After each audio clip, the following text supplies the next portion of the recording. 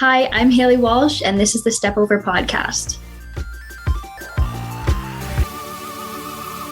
Hey, and welcome to the Step Over podcast, Ottawa's grassroots soccer podcast. My name is Josh. I'm your host. Not the reason you're here, but I'm here nonetheless. The real reason you're here is to hear from another fantastic player. This week we're talking with Hailey Walsh. She's a former GG and also former FISU World Cup champion with the GGs. She spent the summer playing with Electric City FC. I had a great chat with her, so please stick around and listen to that. But first I wanted to make sure we touched on a few things, including Atletico Ottawa probably playing as well as they've ever played, coming off a 3-0 away win at York. They're now top of the league, top of the CPL power rankings. Definitely the bigger story is the away support shown at that game. Capital City Supporters Group and Bytown Boys did Ottawa proud. If you missed it, there was a bus trip organized, and Ottawa fans took over York Stadium. And I mean, it was something to behold. As someone who watched from my basement, I had serious, I don't know, what do you call it? FOMO? Is it fear of missing out if you've already missed out? Anyways, I wish I'd been there, because for an away game at York, the Ottawa fans were all you could hear the entire broadcast. It was just phenomenal. So proud of everyone who made that trip.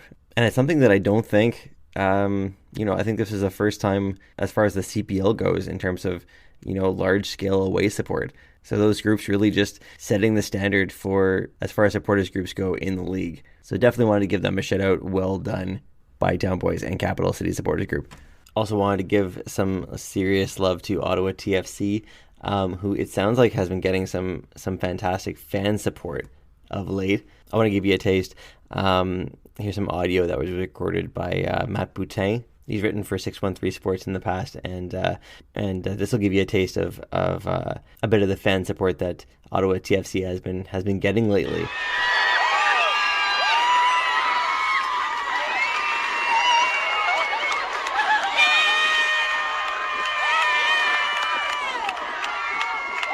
Now, as a self-styled grassroots soccer podcast, of course we like that. Of course we love hearing that. There was a short video that accompanied that, and it looked like there was, 200-300 people there. Maybe I'm overestimating, but regardless, I think that was at the end of either a men's or women's OPDL Premier League game. And, in a corner of our city, that's just building some fantastic culture. So well done, Ottawa TFC. And the last thing I want to touch on is the Canadian roster for the Women's CONCACAF U15 Championships was released recently. And 4 players from Ottawa are on the roster: Bianca Hanish, Maya Angus, and Annabelle and Isabel Chukwu. Huge congratulations to them. All actually come from Ottawa South United, which I think for sure is the most players coming out of one club on this roster. So that's quite the feather in their cap. So, congratulations to all the coaches there. That's some pretty fantastic stuff. And on that note, I think it's interview time. So here's my chat with Hailey Walsh.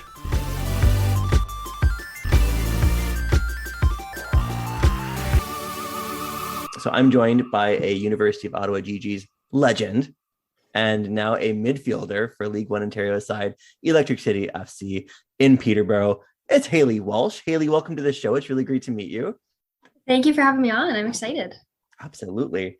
So Hailey Walsh, the pride of Cottages, Ontario. Do I have the town right?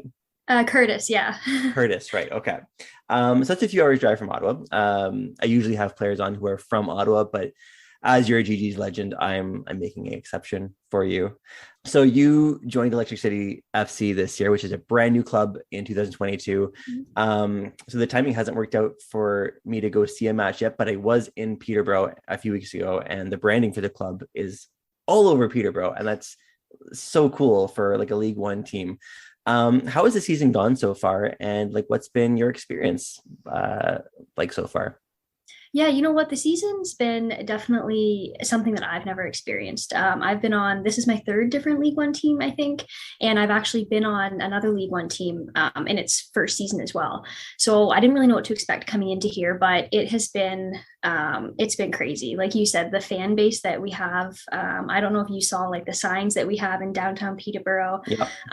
It's something that I've never experienced, even being, on the Ottawa GGs, like we were a pretty good team, and we didn't even have this sort of fan base. So that's something that I've never experienced. The season's been good. You know what? It's always tricky starting with a brand new team. Like we've had girls from like universities all over the country, from the States. So having everybody come together and quickly try to get into games and to get playing, it's always a challenge, but I think that we've gelled really, really well. This is probably one of the closest teams I've ever been on. So it's been a really cool experience getting to know all of them and playing with some really talented people.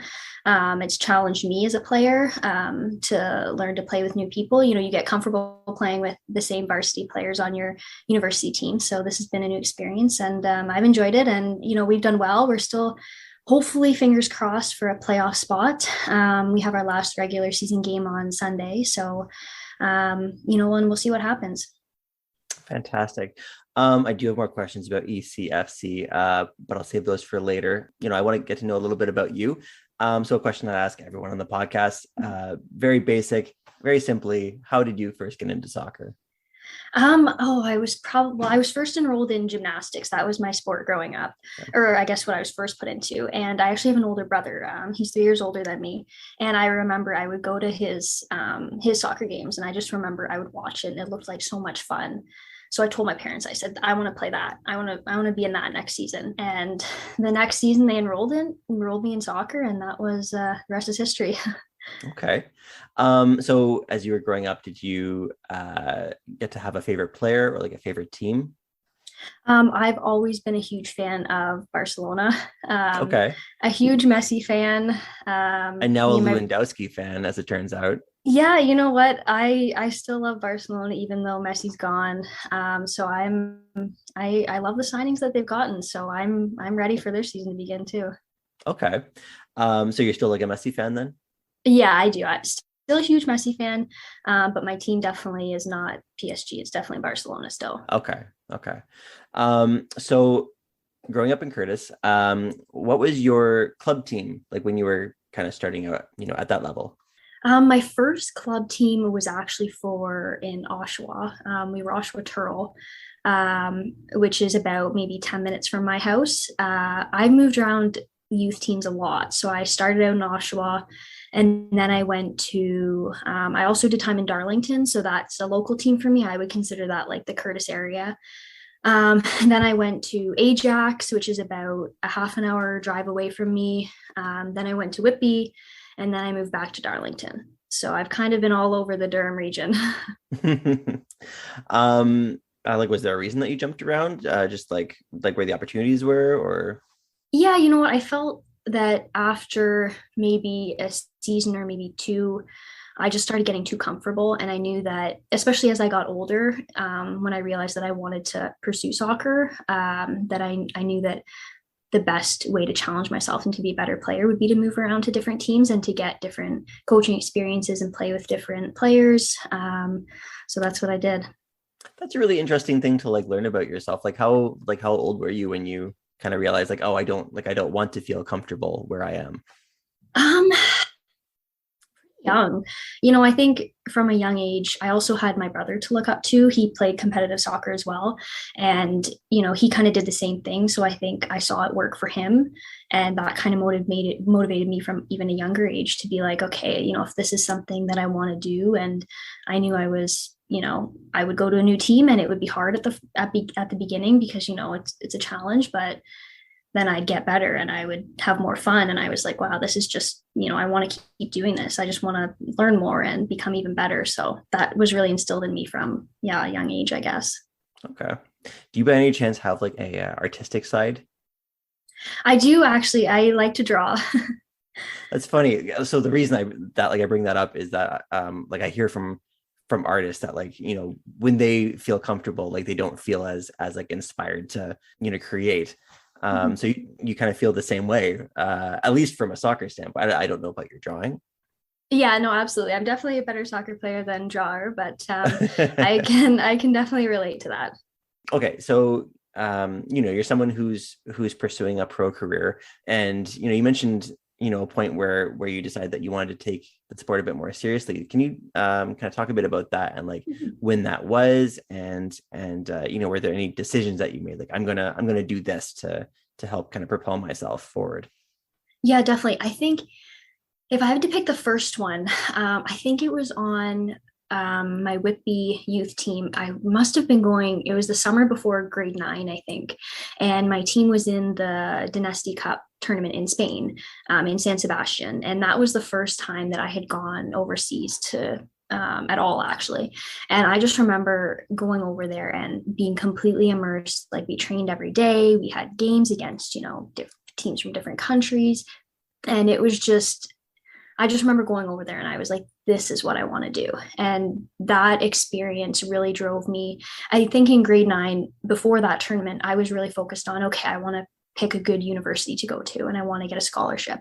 And I think that experience really made me focus beyond that to being, well, sure, I want to have a great, varsity career, but I want to go pro. And I started looking at what can I do to go pro, not just, a university career. So I think it really made me think about honestly where I'm at right now. I think it really helped me look deep into the long run, and got me really motivated to look into a pro career. Okay.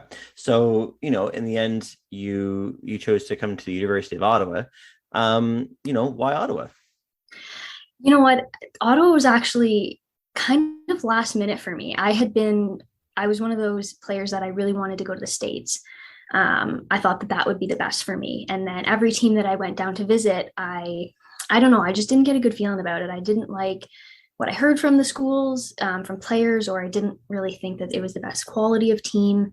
And then I came to Ottawa. I got invited from Steve to one of their ID camps. I think it's the only ID camp that they've actually ever done, funny enough. And I went there and I did the ID camp. And then afterwards, there was a game. I can't remember who they played that day. And I remember just watching that. And I said, this is the best like women's soccer I've seen. And I said right then and there, I didn't even tour the school or anything. I said, I want to be a part of this team. And that was really the moment when I was like, okay, like if I want to take soccer seriously and if I want to challenge myself, then this is the team that I got to be on. So it was like the quality of the soccer you found was just like the highest you'd seen. Yeah, like it was just 1-2 touches. It was just, yeah, the quality was definitely the best that I've seen compared to like any school that I went to visit in the States, or in Canada. And that was when I was like, okay, I got to make this happen.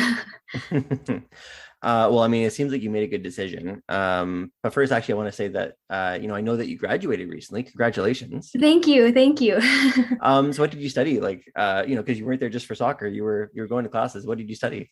I took psychology. Okay. How was that program for you? I loved it, actually. I loved it so much that I just started my master's. Oh, wow. Is that at Ottawa or is that somewhere else? No, it's out of a university out east. It's called Yorkville University, and it's an online program. So I was that's what I've been looking for, is I was looking for an online program because I obviously want to go overseas and play pro. So, it's a way that I can follow both my passions, of soccer and I'd say counseling psychology. So prepare me for the future as well. That makes a lot of sense. Well, good luck with that. Thank you. I'll need it. I very much doubt that. So yeah, joining Ottawa seemed to be a pretty good decision. If there's one thing that I've learned about, about soccer in the Ottawa area, is what a fantastic women's program Ottawa has. So much so that you were national champs and qualified for the 2019 University World Cup in China. Can you tell us a bit about what that experience was like for you? That was, I don't even, it's still like, whenever I talk about it, it still is hard to describe because I mean, when I signed for Ottawa, I never dreamed that something like that opportunity would come up. And I think it really made me feel like how I did when I went to Spain those years ago. we were immersed in soccer. We trained every day. We were together as a team. We played, amazing countries.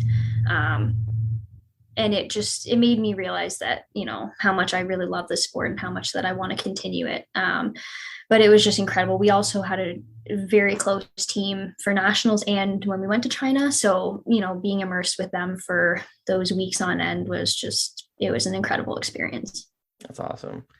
So you made it to the final against Paulista University, which from Brazil, pretty big soccer country. Heard you were in extremely tough against a team that had some players that now play for the Brazilian national team. Yes. But Ottawa scored. So the GG scored 3 minutes in, which was the first time anyone had scored against this team from Brazil in the tournament. What was your view of that goal? Like, were you on the field for it? Were you on the side? No, I was on the bench for the goal. Okay. But it was just, like you said, it was just right at the beginning of the game. So we were just in shock. They were a really, really, really good team. So to have that goal right at the beginning, we were just going crazy. The fans were going crazy. It was just, it was kind of unexpected because Brazil was definitely the favorite. Yeah. So to get up ahead that early in the game it was very cool. Very cool. So what were those following 87 minutes like? Stressful. Definitely really stressful. But I gotta say, we just held it together and put on the best performance I think we could have put on to get the win and to become champions. Right on. Well, yeah, like now you're a World Cup champion and you can say that the rest of your life and no one can ever say otherwise. So That's right. So now you've spent the summer in League One Ontario with Electric City FC. So you've played in the league for a few years. You've been around to see some changes in the league. Mm-hmm. I wonder if you could talk about the quality of League One Ontario and maybe even like how you've seen it change over your time there. Yeah, absolutely. When I first played, my first time playing League One was before I even went to university. So I think having that experience, being one of the younger players at the time and now being a more of a veteran player, I've definitely seen the league change throughout the years. I would say when I first started playing League One, which I think was in the second season that the women's operated, there was one or two top teams, and then the rest of the teams weren't maybe as strong, maybe had like one or two good players, but the talent was really spread out. And I think over the years, a lot of university players come back and League One is their team for the summer. Like that is, what they chose, what we choose to do over the summer to keep in shape, to have good competition. And I think this season by far has definitely been the best season that I've been a part of League One. It seems like every team or most teams that we play they're tough opponents. They're not a walk in the park. And I think that just goes to show that, the league as a whole is becoming a lot stronger. And I think the women's players especially are really buying into that and are really trying to make something out of this league. Especially leading up to hopefully having a pro women's team eventually within the coming years. So I think, we're really trying to push and show that women's soccer is really strong in Ontario and Canada. So I think we're getting there. So how did joining Electric City come about? I got reached out to, our assistant coach, Ron Clark. I have been with him he's been a part of all the League One teams that I've been on. So when this opportunity came about, he reached out to me and he said, hey, this could be, he knew that I was looking to go pro after this season. And he said, if you want to go pro and you really want to challenge yourself and be in a pro environment, then this is the team you want to be on. So after that, I reached out to Randy and I talked to Randy a lot about, what the club's vision is, where do you guys want to go and all that stuff. And he really sold me on it. He promised a lot of things that, really meant a lot to me as a soccer player and what I wanted, to further my career, especially now that I'm done university soccer. So I think having that conversation with Randy ahead of time really sold me on ECFC as a whole. Okay. So Yeah, because with your university career done, um, what comes after the League One season for you? Because you have aspirations to move to Europe. Like, does ECFC see themselves kind of helping with that, or? Well, I'm actually actively looking for a pro contract right now. So I knew that this transfer window was when I wanted to aim to be gone by. And I knew that ECFC, with their training and their structure and the quality of players that they were bringing in, was going to be kind of at, you know, it would be a really good lead off from university and progression into a pro environment. So I thought that would best help me adapt to hopefully getting my pro contract soon. Have you found any barriers? I know it's hard for players to go from Canada to Europe. Like, have there been any barriers that like you've faced? Yes, actually, it's been. I've obviously had teammates from U Ottawa go pro, but experiencing it yourself is definitely something different. I think the first one is that I only have a Canadian passport, so that has been a challenge. That's probably been one of the biggest challenges. And then the second one is that League One is a semi-professional league, and a lot of teams over there want you to play in a pro league, and League One is not really considered that. Even if you look at my university career, it's still not the same. So trying to convince them that Canadian soccer and Canadian women's players, that this league is a good league and we do have really good players. It has been challenging. I think there is a lot of stigma on North American soccer, especially when you're looking overseas. So I think that's also been a bit of a barrier that I've faced as well. Just more proof that we need a pro women's league in Canada. Absolutely. I have one more question about ECFC. So the team has a goal for the men's team to join the CPL. And, obviously I hope one day that, when there is a women's league, that they have the same goal to join that too. From your perspective, because from the outside, it seems like they've done things very equitably between the men's and women's teams. Like from your perspective, does the club have like a more professional vibe? Because I know that's what they're going for. And does it seem like the men's and women's sides have been treated fairly equally? Yeah, to answer the first part, I would definitely say it has a more pro feel. I've never been like our mornings, we get up, we go and we have team breakfast together, we go to training, we have team lunch, we could do team workout, and then, that's our day. So I've never been a part of a League One team that, has more than maybe a few practices a week plus a game. So to have that sort of structure is definitely different. And it really leads off nicely because U Ottawa did that. We had workouts during the week, we had practices every day. So I think it really leads off of university and into what a pro team would be like. So it definitely is a very pro structure and definitely more equitable than a lot of, I would say, League One teams for sure.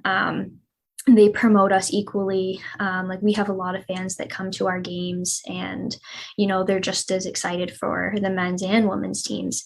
Like the season tickets, they're for both the men's and women's sides. So it really encourages, if you buy the season tickets, you might as well come to both games.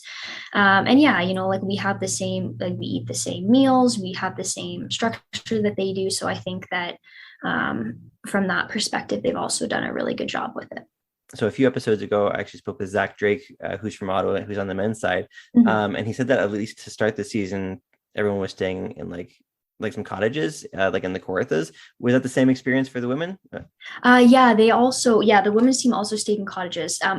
Because I'm from how Curtis. Was that? Well, because I'm from Curtis, me and a few of the girls actually commuted.